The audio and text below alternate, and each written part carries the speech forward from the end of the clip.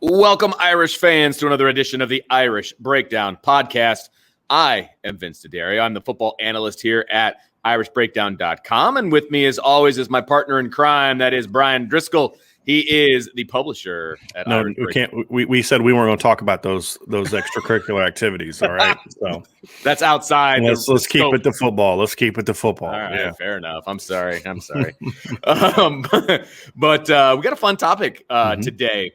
And, we talked a bit yesterday about how, excited we are about Marcus Freeman and the defense and breaking that down. But the reality is our heart lies on the offensive side of the ball. And when you're talking offense, it all starts and finishes with with the offensive line, especially at Notre Dame. And Notre Dame is in a position they haven't been in a while, where they have to replace 4 starters along the offensive line. Now, the cabinet is not empty. The cupboard is not bare, as they say, but there are a lot of question marks going in, and that is what we are going to start with today. So first, let's talk about the fact that there's 4 guys that are probably going to be wearing an NFL helmet here in the next couple of months. As long as everything checks out medically. I mean, Liam Eichenberg's, I think, going to be a first-round pick. Aaron Banks is I've seen him projected as high as second round on a recent NFL Draft Bible mock draft. Robert Hainsey's had a phenomenal week at the Senior Bowl, which to you and I is not surprising, but to a lot of people it is, because we watch him week to week and we just see how good he is week to week to week. And then Tommy Kramer he's the medical issue. As long as the medicals check out, he'll be in the NFL next year. But he's a guy that obviously has had a much more extensive injury history at Notre Dame. And so as long as the medicals check out, he'll be in the NFL. All 4 high character kids. I guess they're not kids anymore. All 4 high character young men, all 4 talented young men. And they made up what I believe was the nation's best offensive line prior to Jarrett Patterson getting hurt. So you have to replace that. And, we talk a lot about how Notre Dame needs to get more young players on the field. This is one of those positions where experience is much more important. That doesn't mean a young player can't play, because Robert Hainsey, started 4 games as a freshman and basically rotated every series. He was essentially a starter as a true freshman, which is hard to do, especially at a place like Notre Dame that, as you said, Vince, never lacks for depth of talent on the offensive line. So you look at it and you say, because, when he started as a true freshman, Liam Eichenberg was already on the roster. Tommy Kramer was already on the roster, who he rotated with at right tackle. Aaron Banks was in the same class as he was. Josh Lugg was. So he had to beat out some dudes. But now you replace those 4 guys, and not only do you lose a lot of experience, but you lose a lot of cohesion. That unit had, really going back to the Navy game of 2018 is when this lineup first kind of got together, when Aaron Banks stepped into the left tackle spot, and then, Sam Mustipher left. And then the next year, Jarrett Patterson took over. So, 4 of these 5 guys have basically been in the lineup together since going back to 2018. And you went into the season with over 100 career starts. You can't replace that. You just can't. And the expectation for Notre Dame in 2021 is not going to be that Jeff Quinn needs to put an offensive line on the field that's every bit as good as the one from 2020. That's an unfair expectation. That's not realistic. Yeah, exactly. It's about, how they still have to be good, though. And that's the key, is how do you still put together a good offensive line? In 2016, the offensive line wasn't nearly as good as it was in 2015 or 2017, when they had arguably the best line in the country both years. But it was still good, at least good enough to be better than 4-8. Right. The 2018 and the 2019 offensive lines weren't great by any stretch, but they were still at least good. That when we were critical of those lines, it was critical of whether or not they were playing to an elite standard. Sure. They were still one of the 10 to 12 best lines in the country those years, and that's the expectation next year, is they still need to put a top 10 offensive line on the field. That is the expectation. Expect them to go out and win the Joe Moore Award is not a realistic expectation. But the following year is another conversation. Sure. But this year, really, that's not realistic. The next 2 years after that, sure. So that's kind of that's where we're at. Is that's got to be the standard of excellence.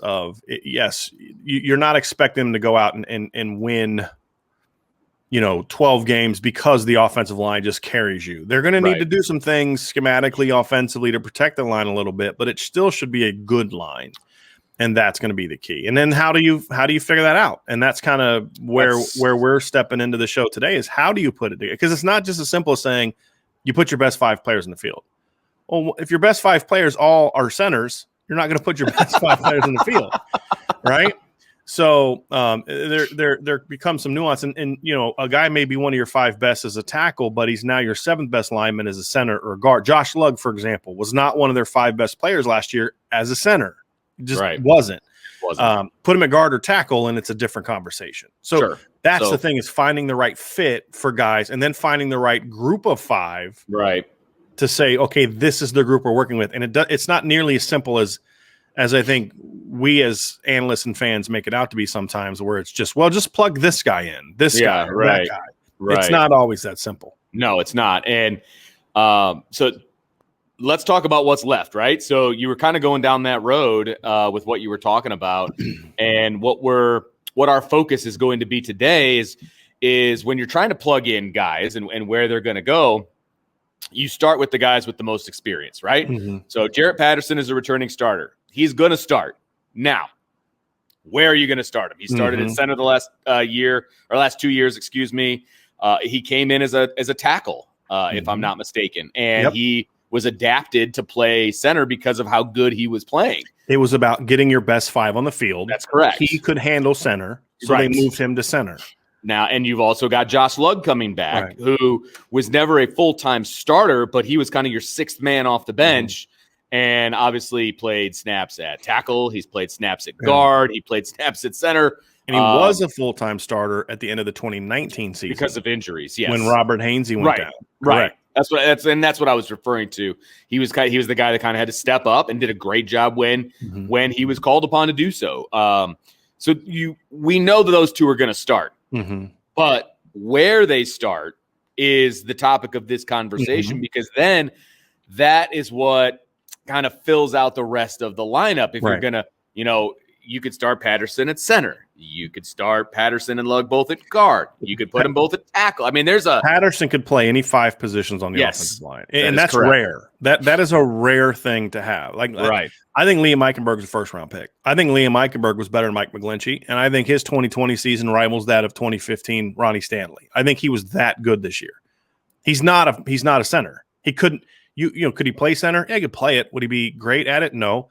Jarrett Patterson's one of those unique players that he could go move to and thrive at all 5 offensive line positions. That's amazing. That is a rare thing. It speaks to his athleticism and his skill set, but it also is great for an offensive line coach because it gives you a lot more flexibility. Sure. But for me, the first thing you have to do as an offensive line coach, the first thing Jeff Quinn has to do this offseason is figure out, where do you play Jarrett Patterson? Right. Because where you play Jarrett Patterson is going to determine everything else. And then where you play Jarrett Patterson needs to then also be followed by, where do you play Josh Lugg? And then once you figure those 2 guys out, then you can start kind of figuring out what, you got to get your 2 best players in positions where they can play at a high level. Right. And that's going to be the key. And I don't think it's just as simple as just, inserting him into the starting center job. You could do that, and he's obviously played it, and there'd be some merit to it. You want to solidify the center position. You have to be good at center, right? We've talked about that. Yeah, absolutely. But I don't think it's that simple because, number one, I think one of your next most talented players is more of a true center, and that would be Zeke Correll. So that's the kind of thing that has to go in this decision is, like you say, okay, well, our 5 best guys are, let's just say, Zeke Correll, Jarrett Patterson, Josh Lugg, John Dirksen, and Dylan Gibbons. Let's just say, for argument's sake. Well, that's a lot of interior players, right? Sure. So I don't know if you can get that 5 together and with Jarrett Patterson playing center, right? That's the kind of thing you have to look into, and that's why figuring out what you're going to do with Jarrett Patterson to me is step number 1. And I know what I would do with it, but we're going to have to find out what the Notre Dame staff is going to do about it. Well, let's talk about because we know we are, and I say we as a fan base, as somebody that watches this team from afar, right, from on game day, etc. We've seen Jarrett Patterson, we've seen Josh Lugg. What else is there in the cupboard right now who has a legitimate shot of starting on this team? Let's start inside and work our way out. So we know Zeke Correll as well, for the most part, because he did get a start and then he got injured and then he started again. So we do know Zeke Correll. and he's a center. Like, I don't think he really plays anywhere else but center. Am I off base there? He could play guard. He was recruited and Okay. played guard in high school, but I think his body type limits him to being an interior player. So, technically, could he play guard? Yeah, I think so. But I think center is really where his game projects best. And that's what they recruited him to play. I got you. That's the position he was recruited to play, whereas it's not the position that you necessarily recruited Jarrett Patterson to play. Right. And in my humble opinion, Zeke Correll is your starting center. So now you've got to figure out where Jarrett Patterson is going to go. So let's talk about what the guard position. So, we know that Patterson and Lugg, they could both start at guard. Right. But who else is at the guard spot? Well, and the reason you would start them at guard with Correll at center is you'd go with the notion of you have to be good up the middle first. Sure. Right? Like it used to be, Lou Samoji used to talk about this, and I'm sure he did with you, is he would talk about how Joe Moore's philosophy was you got to get good at tackle first. Well, that was back in the 70s and 80s when teams were putting these great pass rushers on the edge and it was deeper drop backs. And, you had to be great at tackle. Well, with RPOs, with quick game, with all the things that teams are doing offensively, defenses have adjusted by saying, okay, well, if you're going to shorten the amount of time the quarterback has the football, then we need to shorten our path to get to the quarterback. So you're seeing more and more penetrating, disruptive defensive tackles, plus more teams bringing inside pressure, saying that's the quickest path to the quarterback, up the middle. Right. And so now there's a much greater need to be also really good up the middle. So you can say we're going to solidify the middle first and build out. That would be the reason to have an interior trio of Lugg, Correll, and Patterson. That would be the justification for it. But then you have to look at what else is on your roster. Well, there's another player that got starting experience this year, and that was Dylan Gibbons. He started against Syracuse. I thought played well against Syracuse. He also came in off the bench against Florida State when Liam Eichenberg got hit in the eye and had to come out. They bumped Aaron Banks out to left tackle and put Dylan Gibbons in at left guard. So you had a scenario, and then he got a start at right guard against Syracuse. And I thought Dylan Gibbons played well in both instances.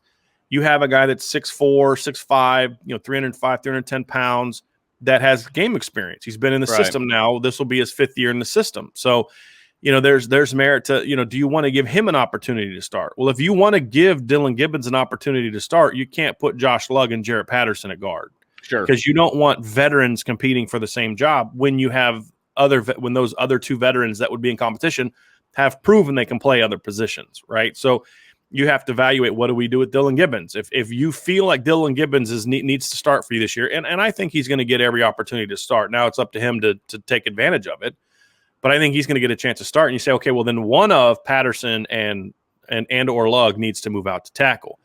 You also have John Dirksen. John Dirksen to me is a bit of a wild card for Notre Dame this spring because he's actually a really talented player.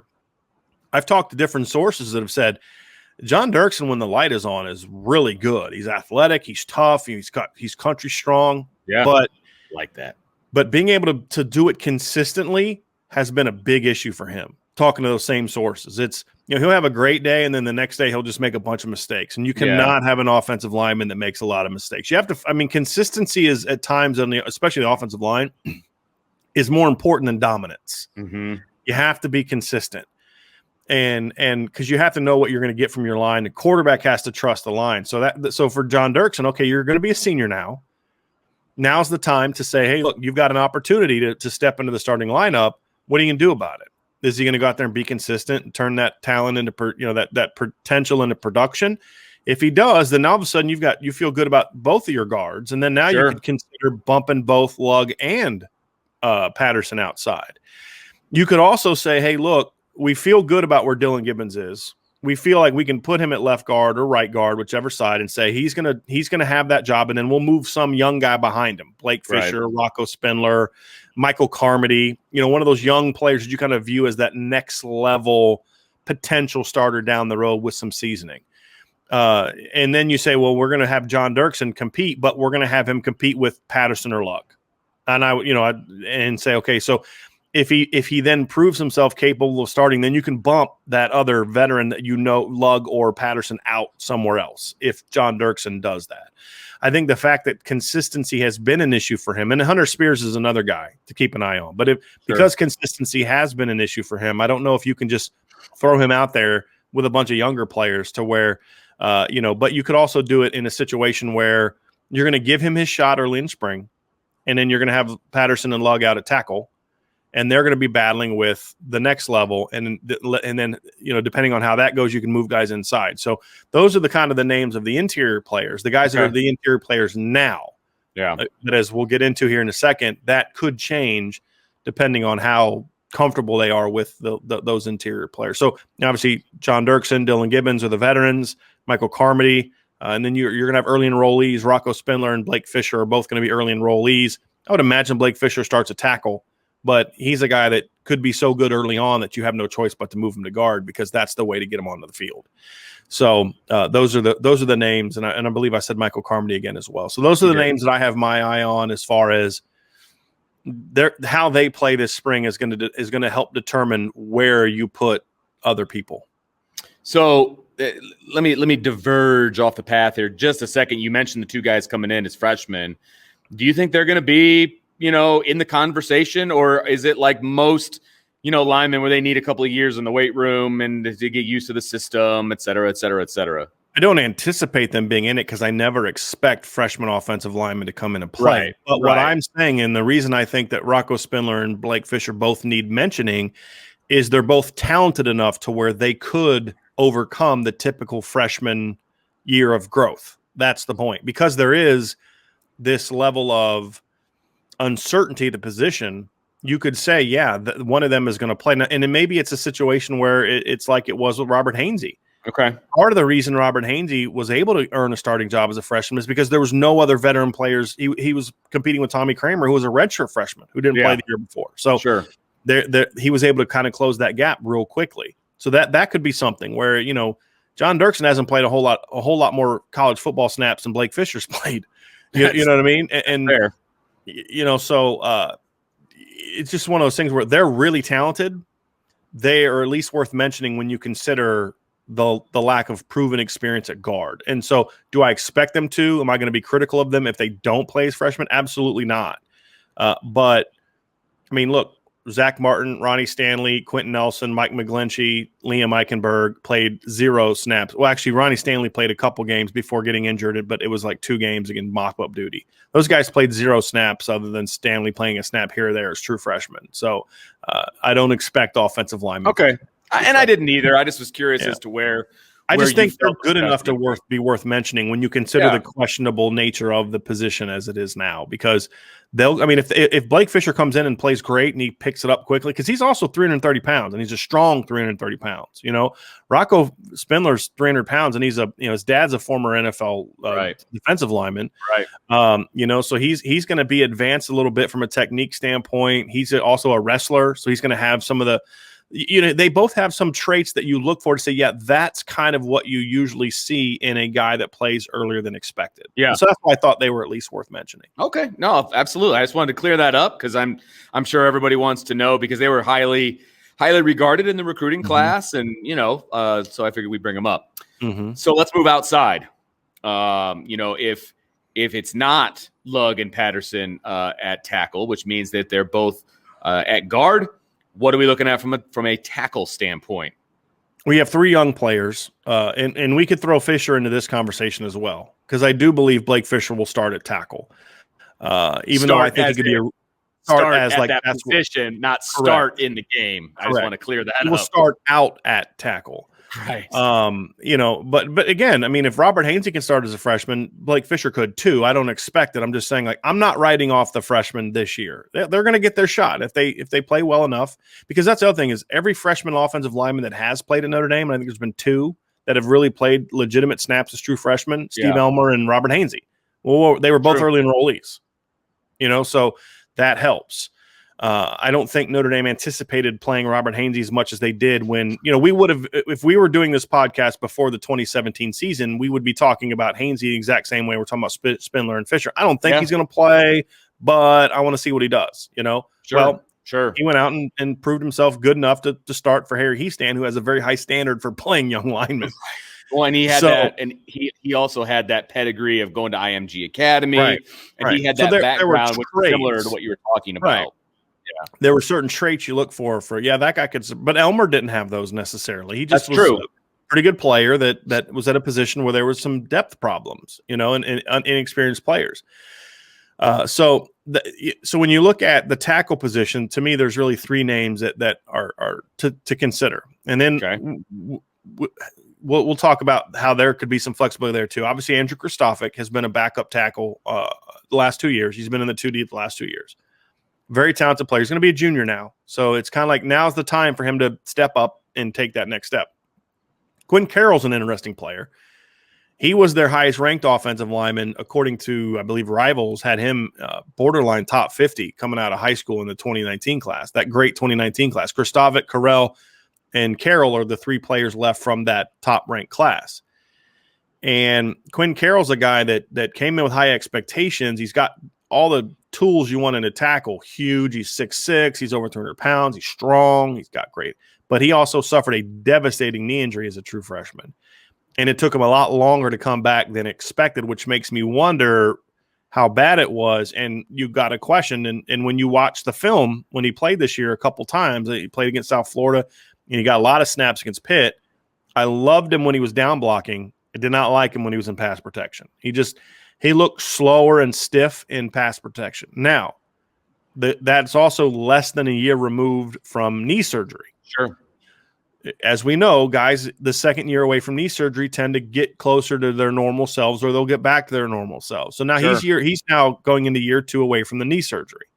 So does he get back to looking like the guy that he was before? If he is, then he'll have a chance to compete for a starting job because, like I said, he was a very talented player when he came in, and he did some good things when he got playing time this year.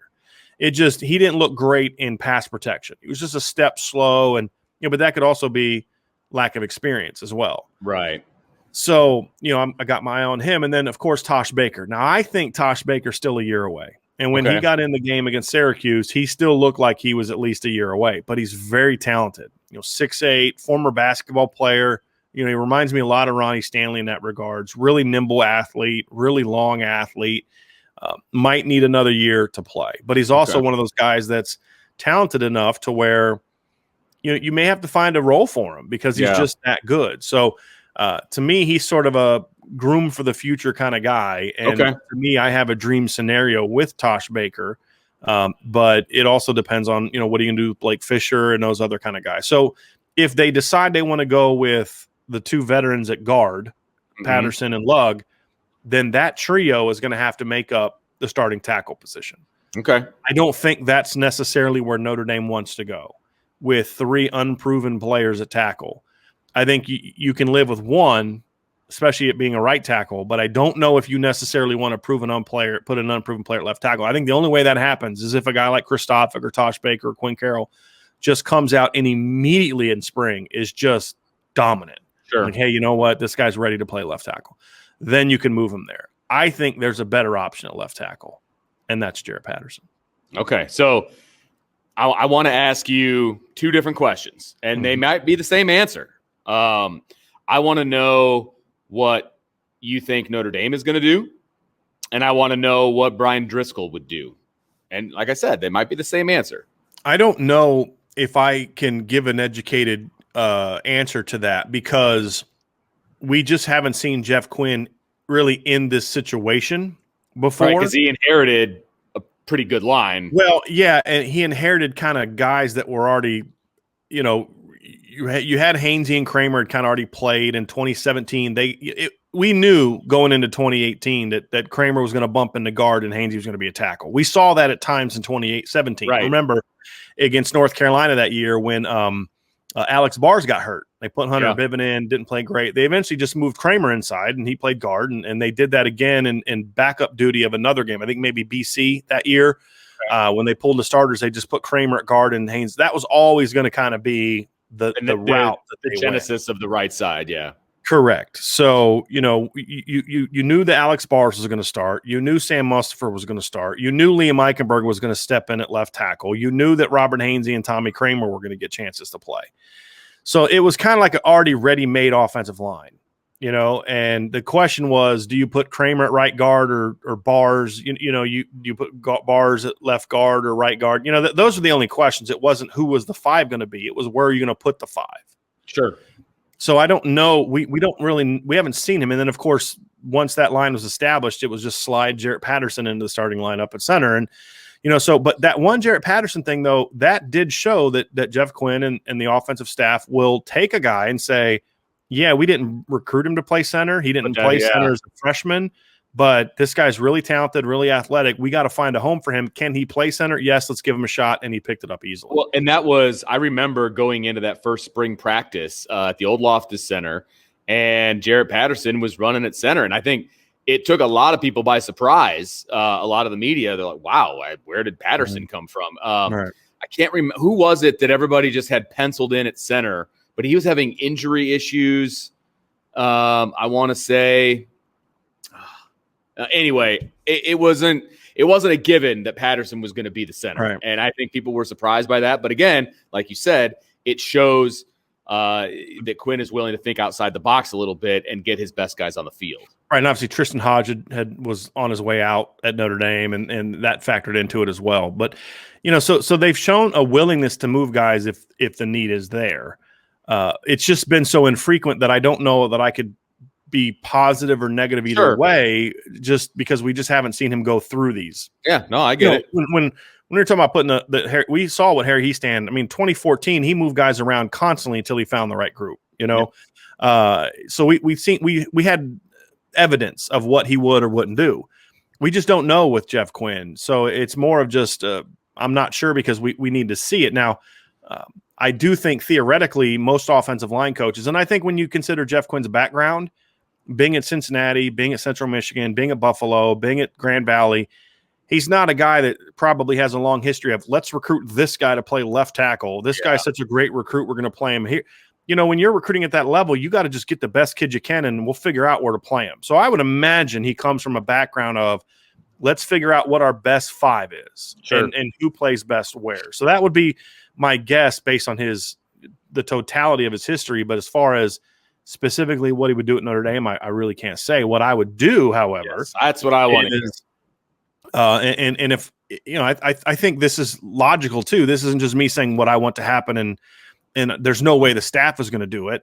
I could see this happening. You move Jarrett Patterson to left tackle. I think it's very important. I don't believe you need to solidify both tackle spots with veterans necessarily. Yeah. I do think the left tackle in the style of play that Notre Dame plays, which is a pro style, drop back kind of in the pocket offense, that's only going to get more that way with Jack Cohn. Because that's the other thing to consider is Jack Cohn's not the athlete that Ian Book was. He's not going to be able to avoid pressure the way that Ian Book is. With that being true, you need to be solid up the middle, but you have to be really good at left tackle. And I don't know if I'm putting Jack Cohn in a lineup with an unproven left tackle that we've never seen, play. Sure. And so to me, Jarrett Patterson at left tackle is big. Plus, it's also good for Jarrett Patterson. I think if Jarrett Patterson can thrive at left tackle, which I think he will, now you've put on his NFL resume, I can be one of the nation's best centers. I can be one of the nation's best tackles. And he's obviously play guard. If you can do both of those, you can play guard. Well, then NFL teams are going to look at this kid and say, yeah, he's a more athletic version of Robert Hainsey. Yeah, right, exactly. And so I think it would be great for him. And we've seen teams do it. Alabama did it with Barrett Jones back in the day. Remember, he started at left tackle one year, started at center one year. And to me, Jarrett Patterson's one of those unicorns that could literally start and thrive at 5 positions. There aren't a lot of guys like that. So to me, he's athletic. He's long. He has a Zach Martin type of body, but longer, I think. He's athletic. He's tough. I think he'd thrive at left tackle. And I think he's now old enough and been in the system long enough as a senior that he's physically ready to play that position as well. At center, you can protect a center that maybe isn't physically ready. You can chip him with the guard. You can help the guards combo, do those kind of things. A tackle's going to be in space all by himself a lot more. He needs to be able to win one-on-ones, reach blocks, drive blocks, pass protection. I think Jarrett Patterson's now at that point in his career where he can handle those. And so I think putting him at left tackle is the key. And then now that means Zeke Correll's your center. Now you got to figure out who's your next center. That's going to be a question mark. Who's your backup center? Colin Grunhard's gone. That's true. Is it going to be, do you feel comfortable one of the freshmen, Pat Coogan, being that guy maybe?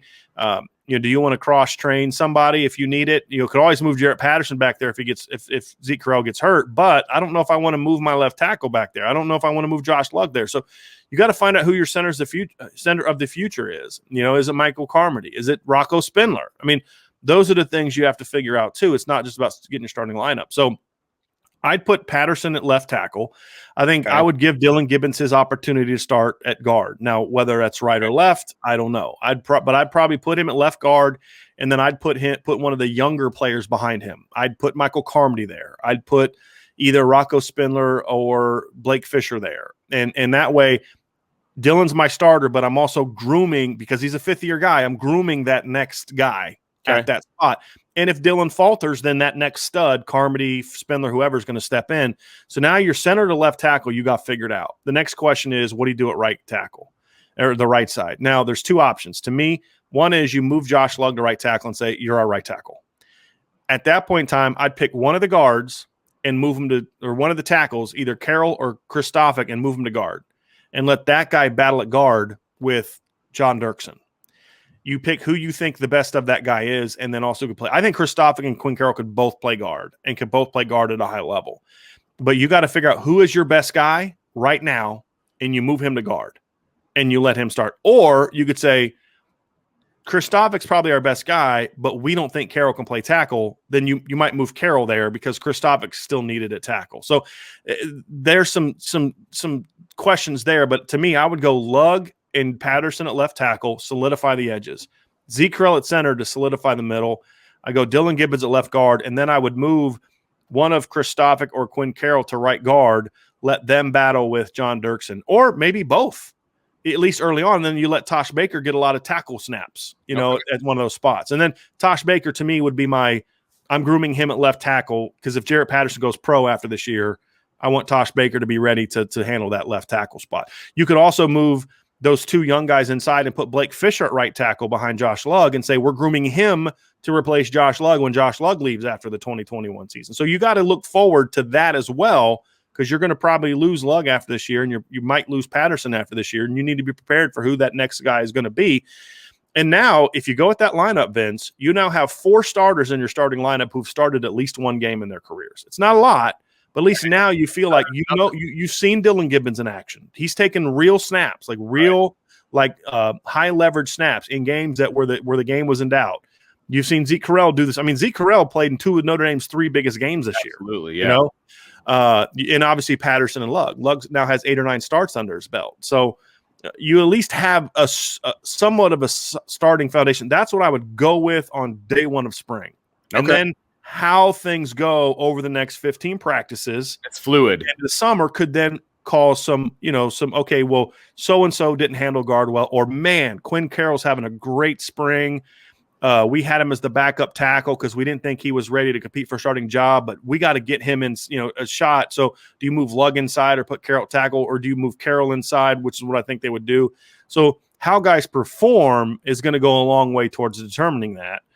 Who they move, but that is the 5 that I would go with on the first day of spring practice. And then you want to be comfortable enough with it, Vince, that you don't just move it on day 2. You want to try to establish some continuity. Sure. Give that lineup a chance to kind of flourish. And if it doesn't, then you can make some moves. If Jarrett Patterson's not comfortable at left tackle after 15 spring practices, it's going to be no problem at all moving him inside to center or guard. It's no problem at all. So give them chance. Don't after 3 practices, well, he's just not great at left tackle. Well, it's been a while since he's played left tackle. Let him work out those kinks. Plus, he's coming off an injury. So, and that's the other thing is if he's not back for spring, which I believe he will be, that also really throws a big wrench into this whole thing. But I believe he will be. So anyway, that's the 5 I would go with. That's the 5, and then you let that battle happen at right guard. That's where I could see Notre Dame doing it. The only other thing that I would consider doing is putting Josh Lugg at right guard, solidifying the middle with experience, and then letting your 3 young tackles battle it out at right tackle. So, kind of like what they did in 2017. Let Carroll, Kristofic, and Tosh Baker, maybe Blake Fisher, kind of battle that out in the spring. See if one of those guys seizes that job. And if they don't, you can bump Josh Lugg out there. Although I would like to see Josh Lugg finally get a chance to play one position. Yeah. And see what he can do, because I think he could be a really good player for Notre Dame next year if they can just let him settle into one spot. But I can also understand the desire to let those young guys battle it out. And if they don't get it done, then you have to move Josh. But I would, that would be the only other decision that I would consider doing is is getting a younger guy at guard, at tackle, because then you can protect him with a veteran guard and lug, plus you have your tight ends.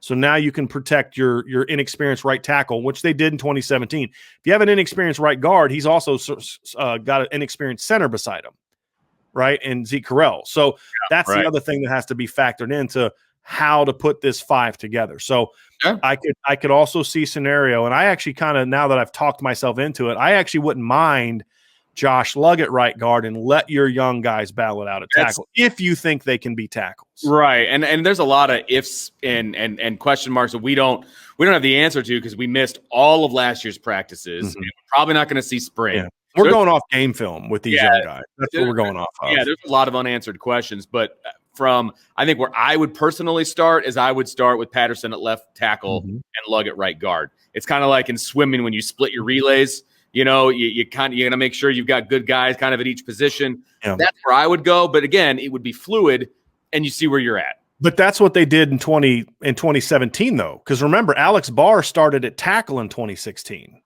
And they had a hard time at right guard. They just could not figure out right guard in 2016. That was the trouble spot. Mustafer played well in 2016. You had Nelson McGlinchey.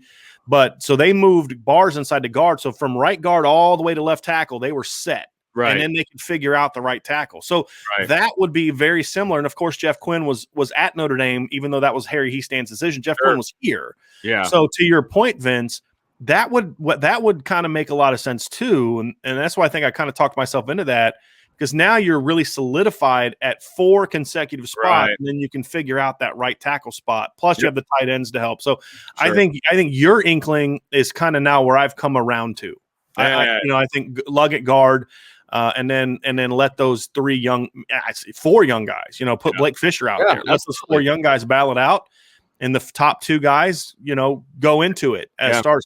You could put Tosh Baker there if he's the best guy. We've seen that a lot. Ronnie Stanley started at right tackle in 2013 before moving to left tackle. Mike McGlinchey started at right tackle in 2015 before moving to left tackle in 2016. So Liam Eichenberg played some right tackle early in his career as a rotation guy before moving to left tackle. So putting Tosh Baker there to let him compete for a starting job would make a lot of sense. And then if he doesn't win it, you move him to left tackle and you're all set.